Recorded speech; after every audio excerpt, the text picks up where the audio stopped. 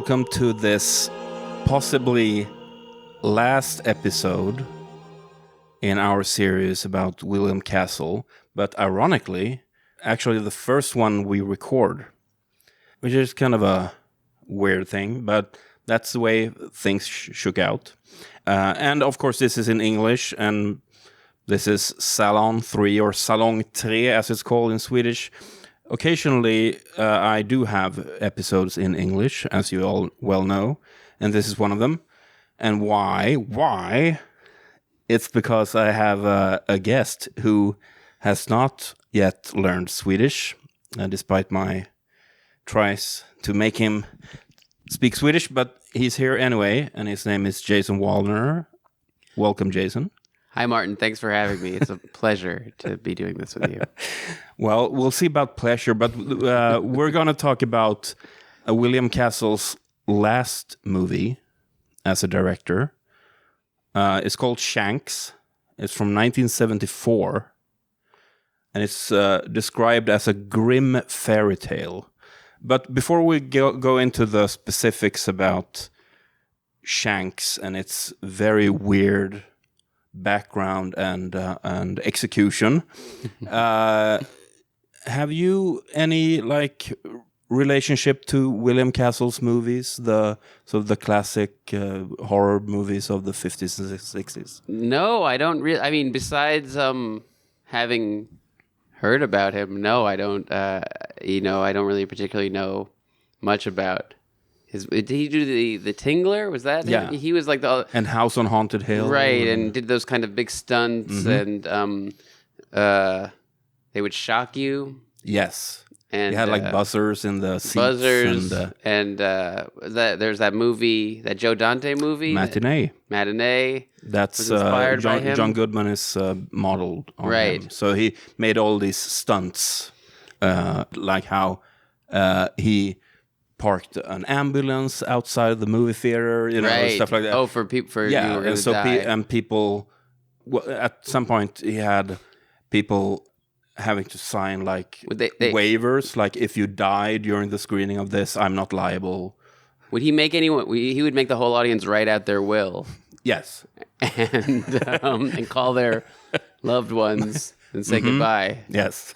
Yeah. Well, I mean, he did all those kinds of stunts, and that's sort of what the main portion of this series or this season of this podcast will be about. Is his more well-known movies, or has been about. Are you going to release this last, or I will release this last? Yes. So everyone knows everything we're saying already. Basically, yes. This is old hat. This might be the only episode in English, though. Okay. But anyway, so in the late 60s, he produced Rosemary's Baby. Right. And that made him a lot of money. But directing-wise, he never really got that much stuff off the ground after that, even though he had this tremendous success as a producer with Rosemary's Baby. Okay. But he was kind of winding. When was his heyday? I say from 59, 60 up until 68, maybe. Okay, so this was 74, so he's been kind of just hanging around for a bit at this point. Trying to get projects off the ground, stuff like that. Yes. Stuff you're all too familiar with. Yes, as someone working in the industry. Yes, many years. I kind of began in my late William Castle period and have remained there for the last decade.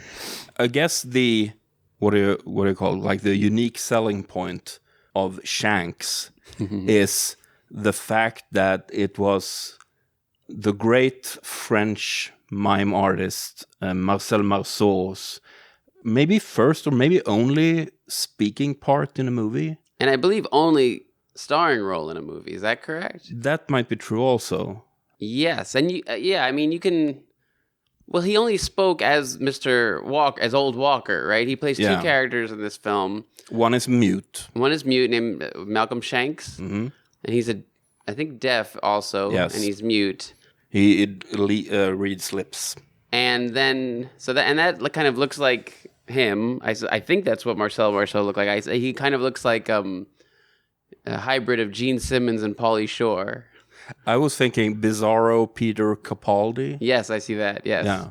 And then he also plays Old Walker, this old, clearly rich. He lives in like a pretty high-end Like mansion. a mansion. Oh, what is he like? Castle. What is his job? What was his life? He was just an old weird guy. Old weird guy, some kind of scientist, I guess. I mean, clearly modeled after like some kind of Frankenstein. Mad scientist, Frankenstein. scientist. It's almost a pro. You haven't seen Poor Things yet. There's a lot of similarities. Yeah. But Old Walker was Marcel Marceau in a like old man Marcel Marceau mask in prosthetics. Yeah, really droopy face. A face that for a movie about puppeteering very much looks like a puppet's face, even when he's alive. But also there are scenes where he's dead and he's with the other character that Marceau plays, and I don't believe there's any split screen or compositing. I think they just put a different guy in the mask. They must have, right? Yeah. So you didn't really need Marcel Marceau to play two roles, because one was just literally could have been anyone. I think it speaks to his ego, perhaps. Apparently, we can return to that later. But so tonally, where is this movie? I mean, it's kind of goes from like a surreal fairy tale to a horror movie to science fiction, and then sort of back to fairy tale. Yeah, I mean, the only consistent element tonally is that every moment is deeply disturbing, I think, including the ones that try to be sentimental, like his relationship with a prepubescent girl that's played to be sweet and is maybe the most disturbing part of a very disturbing movie. Yeah, that aspect is... Which also was like a common... I mean, it was a trope. It was... I remember... like the Nutcracker has the young girl and this weird like older guy who she's enchanted with. I mean there's a long history of this very problematic dynamic, and yeah, this movie definitely has that. This kind of weird mute guy. Not that there's anything creepy about being a mute, but he plays it with a very like strange affect. Yeah, his posture is very strange in the entire movie. But we can get into that. Yeah. But what would you say the movie is about, like, thematically? Is it about puppeteering? Like, I mean, quite literally, it's about controlling other people. It felt like it was getting there. There's a halfway point in the movie where...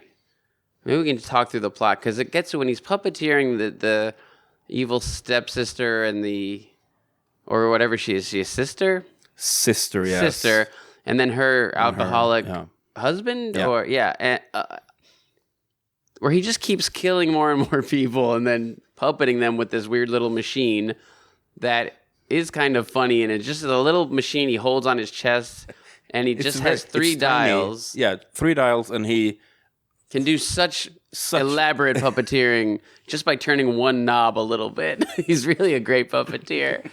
Well, it felt like, there's something interesting going on here where all the characters in the film, except Shanks, are dying, and he just keeps puppeting them until I was like, he's going to be the only living person.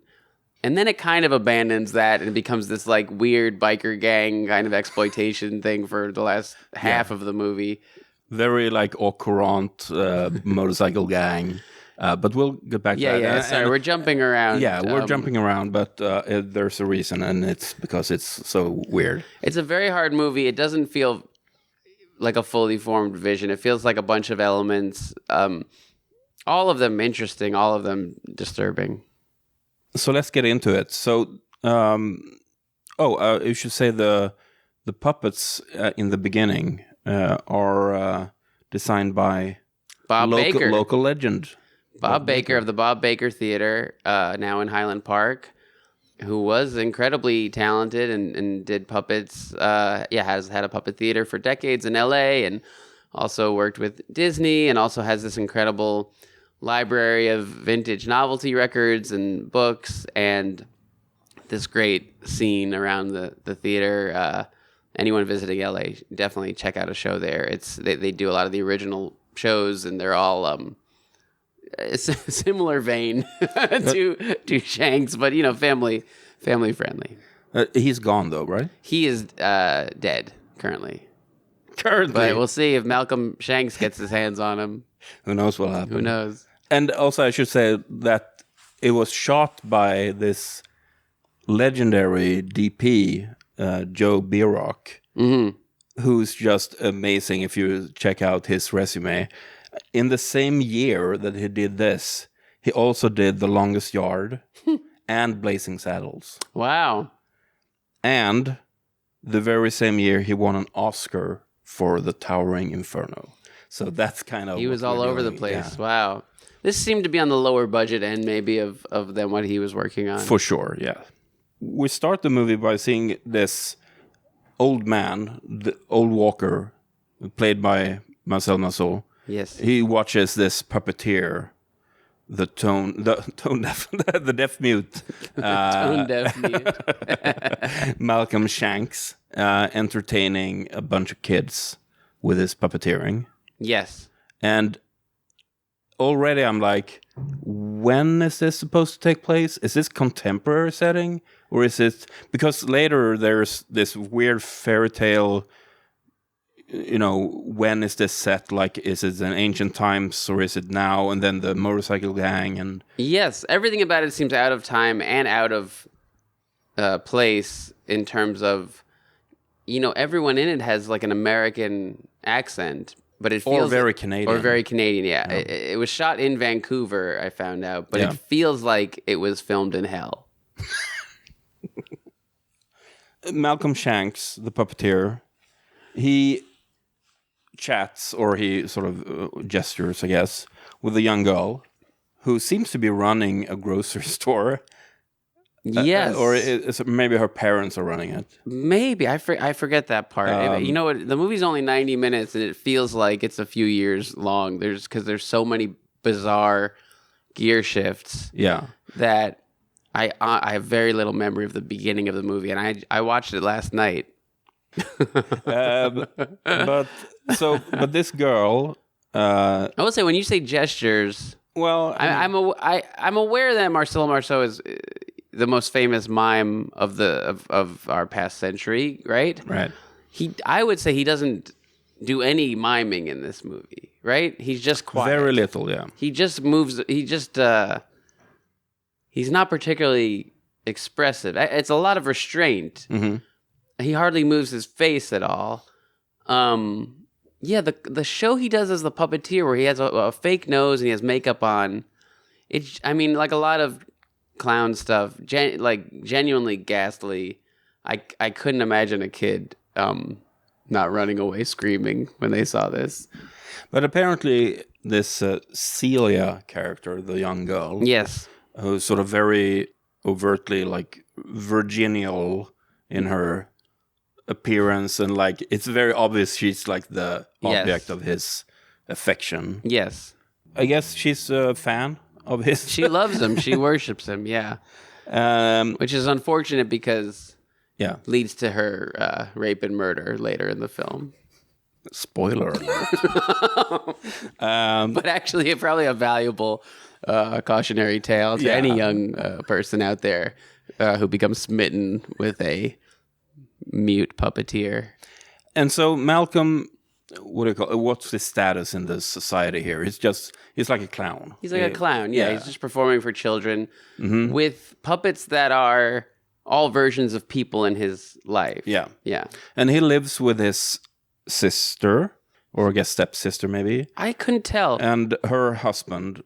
They're both assholes. He's like the town drunk, and she's also kind of the town drunk. She's just very mean. When we first meet her, I thought it was notable that she looks like a live-action Wilma Flintstone. Mm-hmm. Exactly, like the crazy pearl necklace, giant pearls, similar dress, and the exact same hair color and hairstyle. I was thinking about John Waters, actually. I thought that the domestic scenes in Shanks is almost like out of a Female Trouble, or they're very arch, they're very ghastly, all French too. They're all like French mime. They were all mimes, like pals of Marceau, I guess. Yeah, which mimes maybe not the best actors. No, but like I think like here's a controversial opinion maybe, but that guy, the husband, Philip Clay, Yes. secret MVP possibly, he Yes. gets to show off his miming skills or his like He was the a most lot enjoyable. more than Marceau. Yes, absolutely. Him, because of the weird puppeting stuff. I totally agree. The most enjoyable performance in the movie was him. Yeah. And not surprisingly, John Waters is a big Castle fan, of course. Has he ever spoken about this film? I haven't tracked down like quotes about this particular film, but I know he's a big fan. So the old man who watched the puppet show, Old Walker, is he actually called Old or Mr. Walker? Maybe, yeah, I don't know. I read a few articles where he was referred to as Old Walker. Okay. Maybe I'm wrong. He is so impressed by this puppet show that he gets in touch with Shanks. Yes. And says he wants to hire him as a lab assistant or something. That's right. And so Shanks goes to the Old Walker mansion. Nice matte. I like that. Painting. And again, feels very out of time, place. This is more like something you'd see in a Hammer horror from the 60s, right? So, yeah, well, right. It is like a fable or a folk tale or something. It doesn't... It's not... I can't imagine it felt contemporary in 74. It just feels like a different planet. Who has the best hair out of Shanks or Old Walker? I like Old Walker's hair. He looks like he looks like he could be in the current Rolling Stones lineup. He looks like that kind of ancient rocker. Yeah, and sort of melting. Yeah. Seems like he's mid-melting. Melting face, 70s rock hairdo. Feels like he could be a Rolling Stone right now.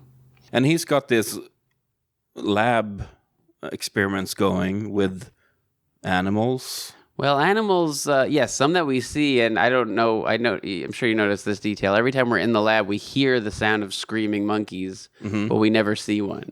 Well, thankfully, I think.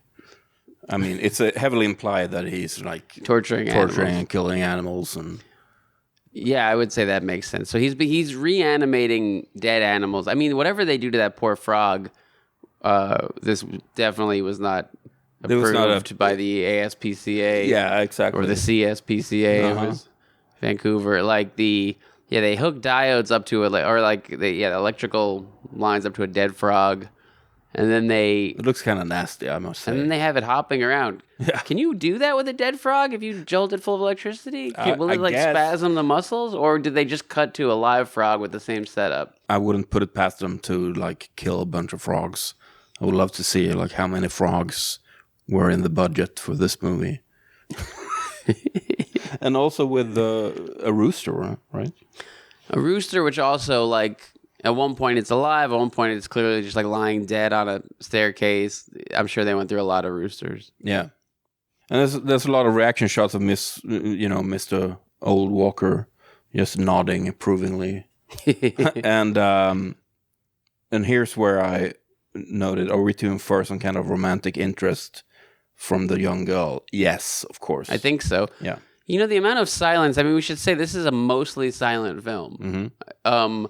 And there's a use of intertitles that you would find in a silent film. I thought those were entertaining. I liked how he used those. Yeah, they're used in some very practical aspects to sort of explain away. So, oh, by the way, this happened. Right, like when he buried him, you find out 10 minutes later that he had buried him. Yeah. It's almost like they just shot this and put it together as they were writing it, as they were editing it. Maybe had to retcon a few things. It feels almost like, because of the amount of movement and no speaking, it feels like watching almost like a ballet at times. Because it's long stretches with no words, all music, and all this weird human puppeting. Choreography. Yeah, definitely. And so one day Shanks shows up at the mansion. Mm-hmm. And finds Old Walker dead. That's right. It's unclear how he died. He just died. I mean, he was very old. Yeah. It's in the name. Yes, and he just died. But Shanks returns home, gets his puppetry things, and What are his puppetry things? This part I was unclear about. Because wasn't it Old Walker? He had the reanimation machine. Shanks brings the puppetry skills. Mm-hmm. What does he do? Does he actually do anything to the body to make him into a puppet? I forget. But anyway, his brother-in-law smashes the Old Walker puppet. Yes. And Shanks cries. And so he returns to the castle, and just by attaching... Oh, yeah, so he attaches puppet strings to the body of Old Walker. But to what end? Because he doesn't use those strings. He uses a little remote control. That's true, because he manages to reanimate the body with the same kind of electricity jolts. Yes. That they use on the frog. Yes, it works on people as well. It's just really funny because the way he does it is, he kind of like stands in a funny position, looks very intense, and holds the little remote to his chest and just kind of tweaks the knobs and then gets whoever he's reanimating to do these wild, precise, acrobatic. Extremely precise in movements. Sometime even synchronized when it comes to like... The two of them, yeah. The two of them. And he puppeteers Old Walker, the reanimated Old Walker, to put on a record, which that's kind of impressive to commandeer. Yeah, definitely. Yeah. It's all impressive.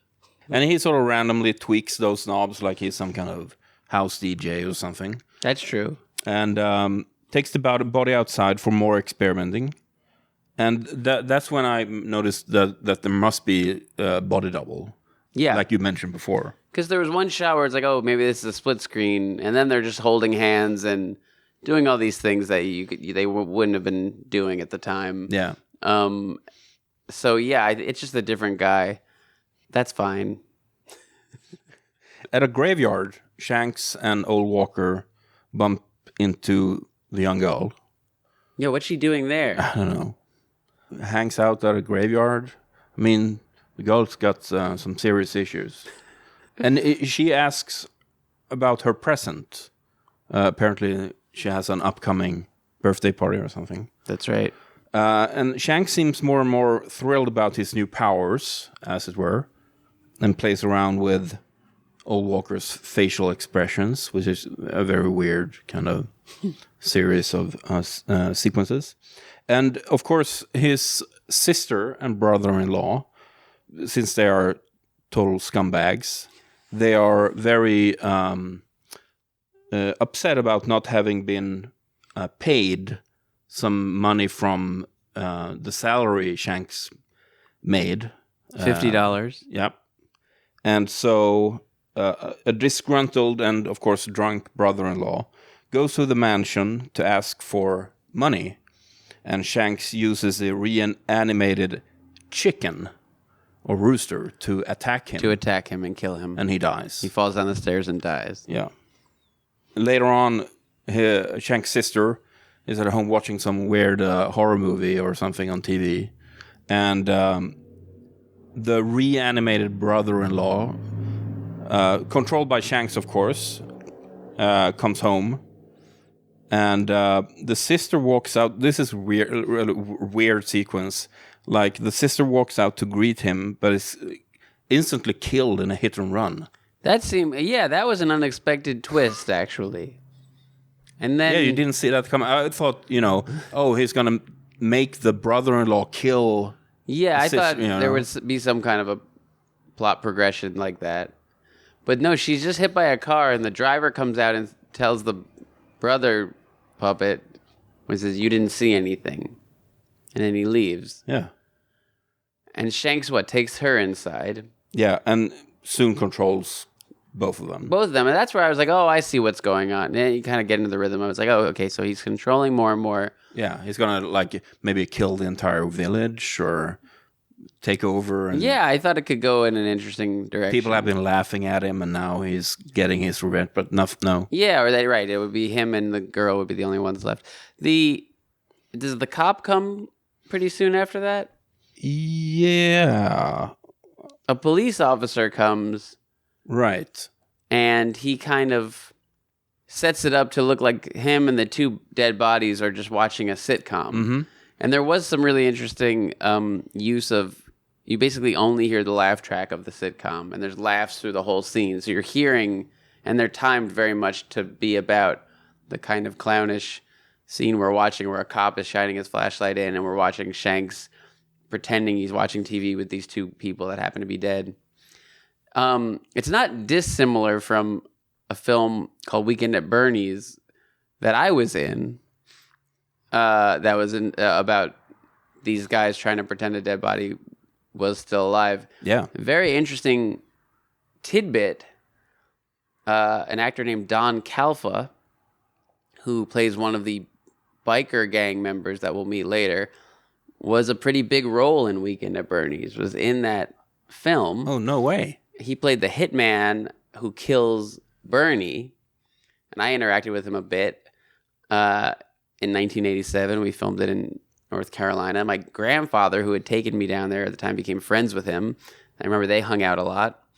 But he goes crazy thinking that Bernie is still alive because his job was to kill him. And at one point, Bernie, I think, falls down the stairs. Yeah, they throw him off the stairs onto this guy that Don Calfa plays, and they're fighting with each other, and then he strangles him and drops him to the ground.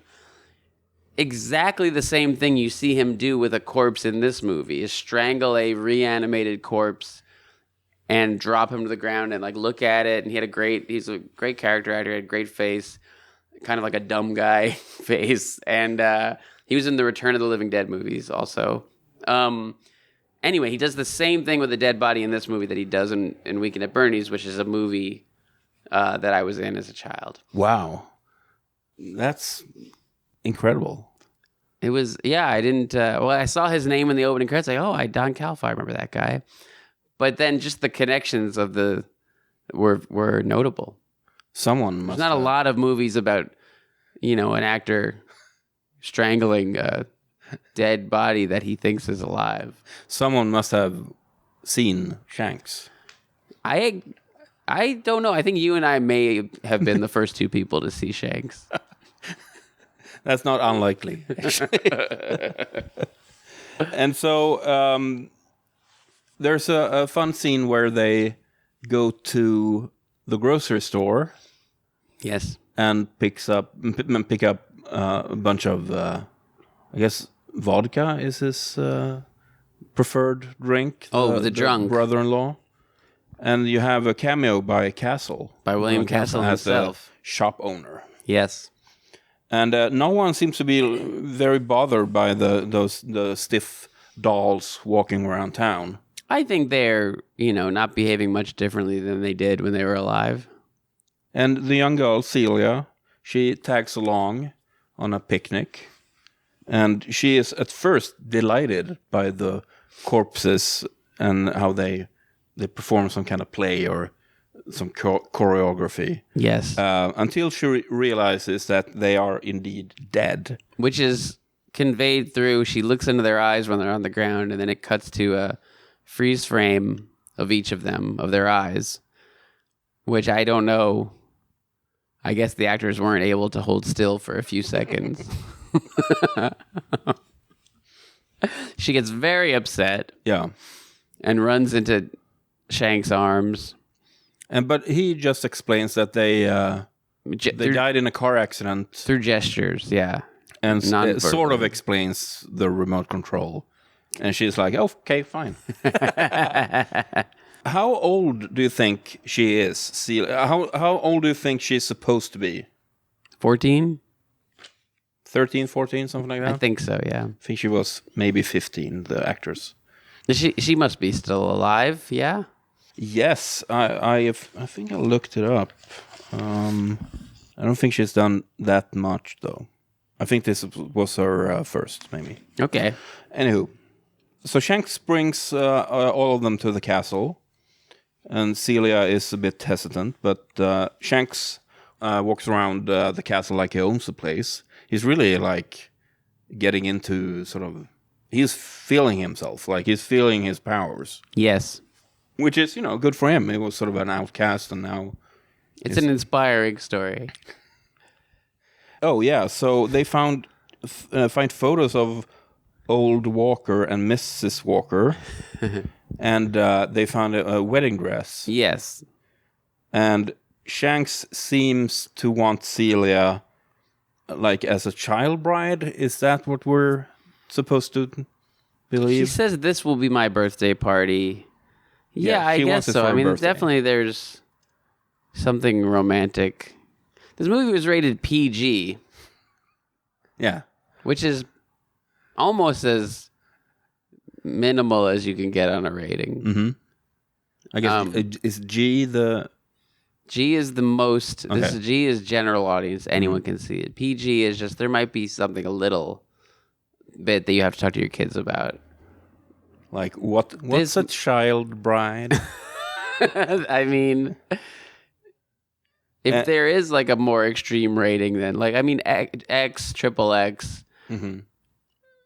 I think this movie should have a more extreme rating. What would this get for rating? What kind of rating would this get? NHC, not for human consumption. NA, no audiences should watch this.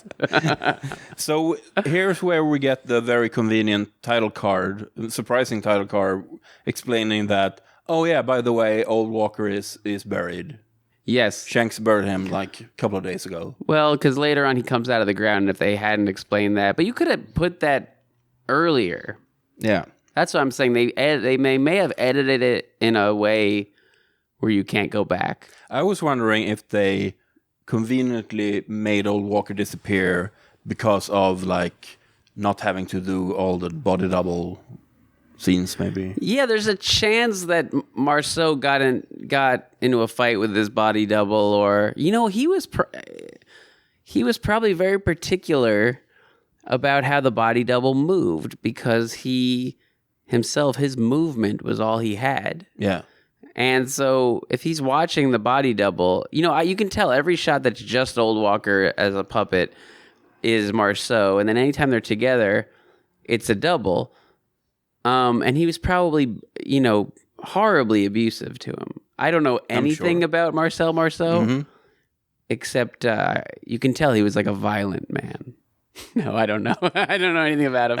But I'm just saying, I bet he was an asshole, and I bet he was like, "You're not moving like me." Yeah. I mean, No, I bet he's a lovely man. As I've read Castle's autobiography. Yeah. It certainly seems like, at the very least, Marceau was difficult, quote unquote, difficult to work with. So when you hear that someone is difficult, that means they were much worse than difficult. Yeah.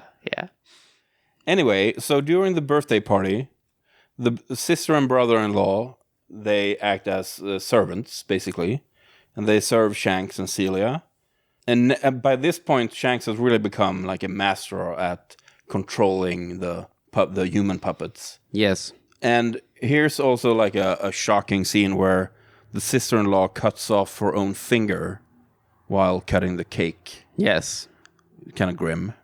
But that's very in line of like William Castle has this kind of almost sadistic way about him sometimes. Yeah, and it was fun. It's like one of those that cuts to the close-up and the finger in the close-up already seems to have the consistency of cake and cuts off pretty easy. But I mean, they were rotting. They were dead.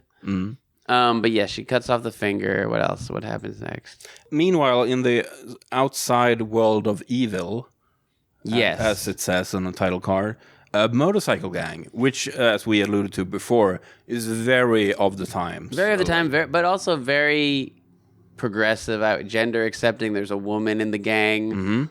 Half of them are dressed like the biker from the Village People, which I think was already... like were they supposed to be a gay motorcycle gang, or that's just how that's like how tough guys dressed in the 70s? But according to this is like not apparent at all in the movie, but according to the credits, the bikers' names are stuff like Napoleon, Mata Hari, Einstein, yeah.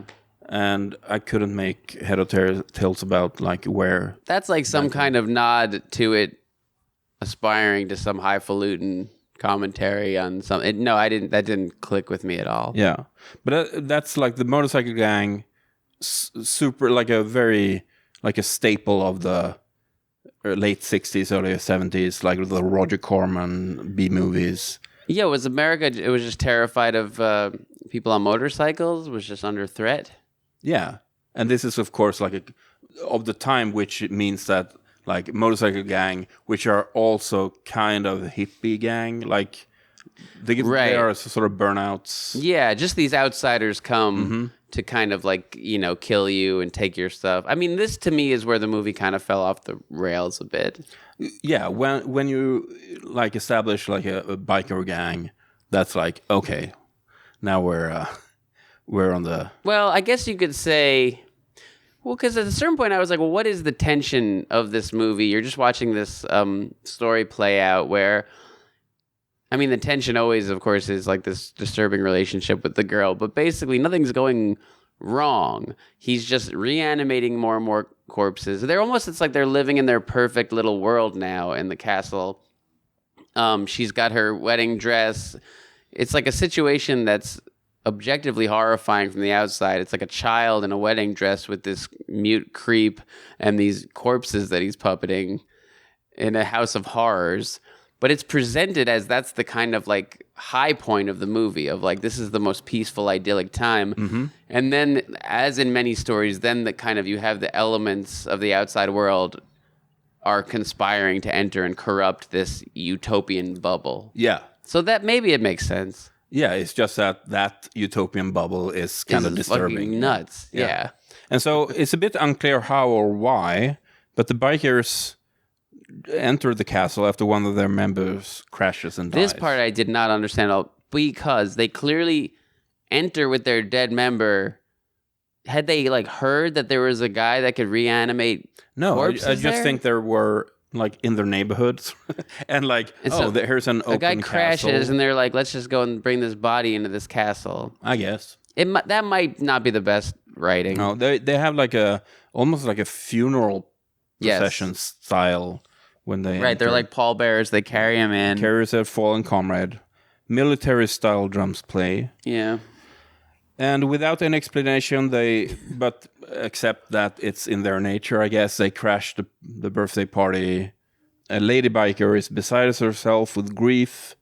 Rest of the gang takes drugs, drink booze, cause a ruckus. Accurate. And one of the goons, of course, sexually assaults Celia. Of course. And the lady biker tries to stop it, but it's knocked out. And they tie up Shanks. They're deflowering her. They are corrupting her purity. Yeah. She should only be with the 70-year-old mute creep. Yeah. And so they tie up Shanks, but he cuts himself loose and controls the sister and brother-in-law to attack the bikers. Yes. But the attack fails, and one of the bikers knocks out Shanks. Is this where the fall from... that you alluded to earlier, the connection to Weekend at Bernie's. That was where he throws him at Einstein, played by Don Calfa.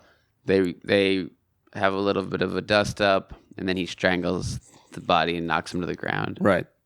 Shanks wakes up after a while, and now the bikers have like suddenly realized how to use the remote controls, and it doesn't seem that hard. No.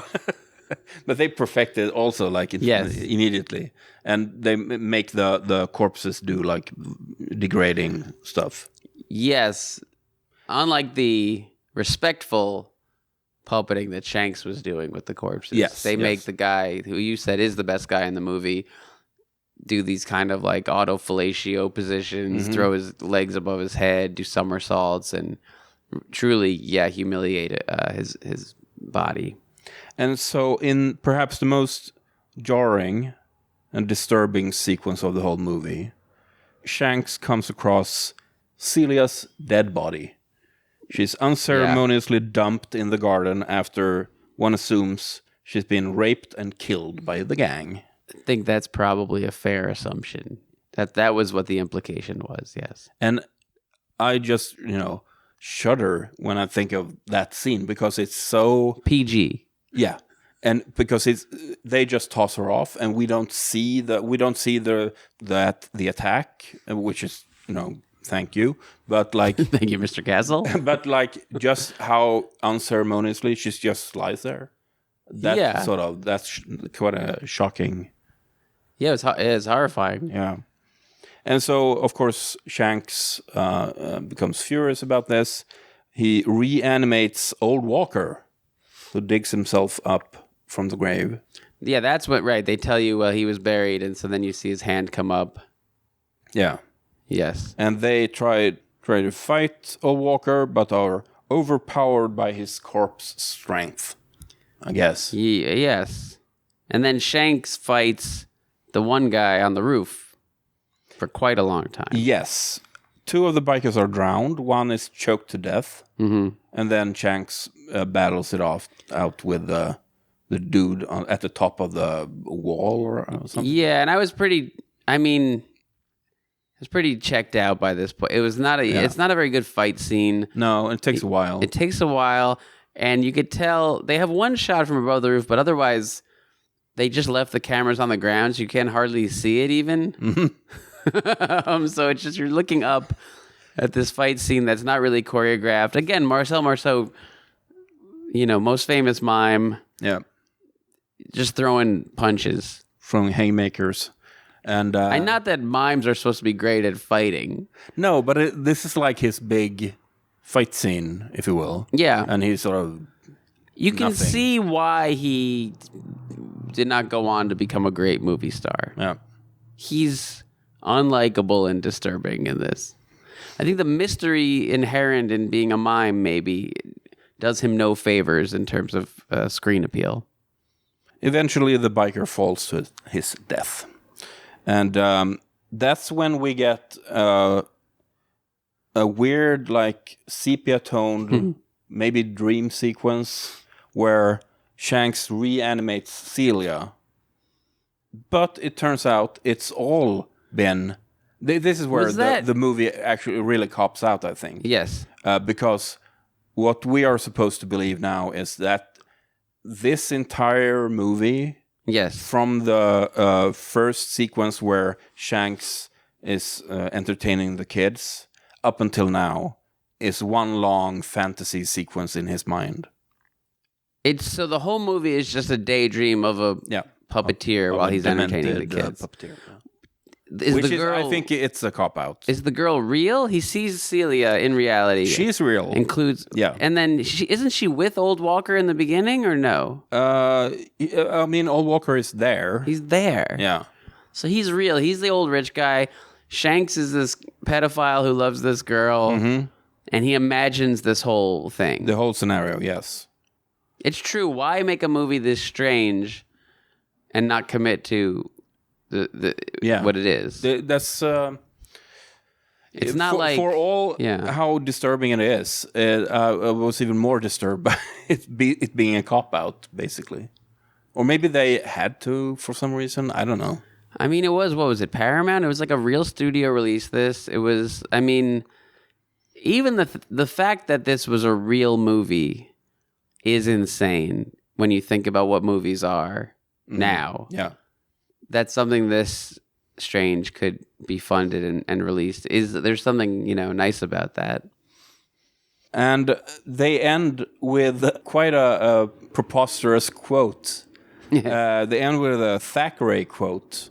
"Come, let us shut up the box and the puppets, for our play is played out." Yeah, that weird button. I know the quote was almost like, I know they didn't have Google back then, but it would be like if you don't know how to end the movie, you would just search like, give me a smart sounding quote that involves puppets and ending. Yeah. And they're just like, this was about puppets. It's over. The last image we see, I guess, is the puppets taking a bow, and the puppets are all like Old Walker, Celia, Shanks. That would have hit harder for me if it felt like the movie was saying anything. What do you think this thematically is about? I mean, it felt like it almost was an interesting movie. Like it was like almost enjoyable at times, and then there was something very removed about it. It's very hard to.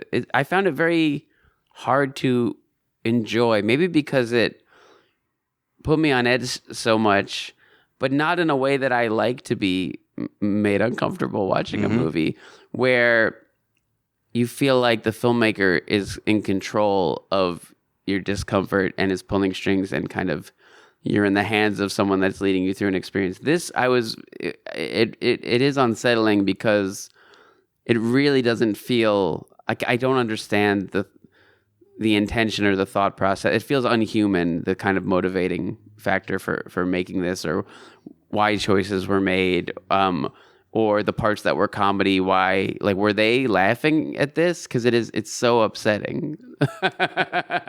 Even and like I said earlier, the lighthearted moments, and especially everything with the child and the guy, are the most upsetting moments. And I don't think that's intentional. Yeah. Some production notes. So Cindy Eilbacher, who played Celia, she was about 15 when they shot this. I think she looks about 12, 13 maybe. What did Castle say about this film? Well, according to his autobiography, he said it was difficult to get off the ground. Another director was initially hired. He was just supposed to produce it. But Marceau wanted Castle back in the saddle. Okay. And they had lots of problems negotiating with various French managers and agents To get Marceau on it. He turned out to be a pain, Marceau. But there was mutual admiration between the two, according to Castle. And at one point, Marceau asked Castle, he said, according to Castle, "Be truthful with me, Bill. Do you think Shanks will be better than Rosemary's Baby?" And Castle replied, "I doubt it, Marcel." He was right. Yeah. So I like to ask my guests this at the end of every episode. Who do you root for? Who are you rooting for in this movie? Could be anyone. That's a good. Do you think? I mean, there needs to be someone. I guess I root for Celia, the little girl. She was the only non-terrifying character, and if I had to root for someone, I would have rooted for her to escape this situation and go have a normal life. But that, wasn't in the cards. Yeah, I agree. I think Celia is the obvious choice. The only choice. The only choice, maybe. I mean, everyone else is horrible. Shanks is upsetting. The old guy is not very likable. Did you read the thing about the score, and that a lot of the score was rejected score composed for 2001? And then it got nominated for an Academy Award. The score did. Of this movie? Yes, of this movie. Shanks is an Oscar-nominated film. But it lost out to The Godfather Part 2. Oh, well. And would you believe that the critics were lukewarm about this movie? I would. And the tagline is a new concept in the macabre, in which the good come out of the grave and the evil are sent to fill the vacancy. That is incredibly weird and doesn't say anything about the movie. Yeah, I would have, they could have gone from zero to hero. Or, yeah. Yeah, taglines are, Yeah. they've really gotten shorter. So this was Shanks, and this sort of concludes our William Castle season here. Jason, thank you so much for taking the time to not only watching this weird movie, but talking about it as well. Martin, it was a true pleasure, and thank you for having me on.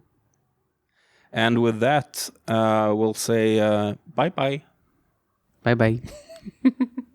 Bye-bye. Bye-bye.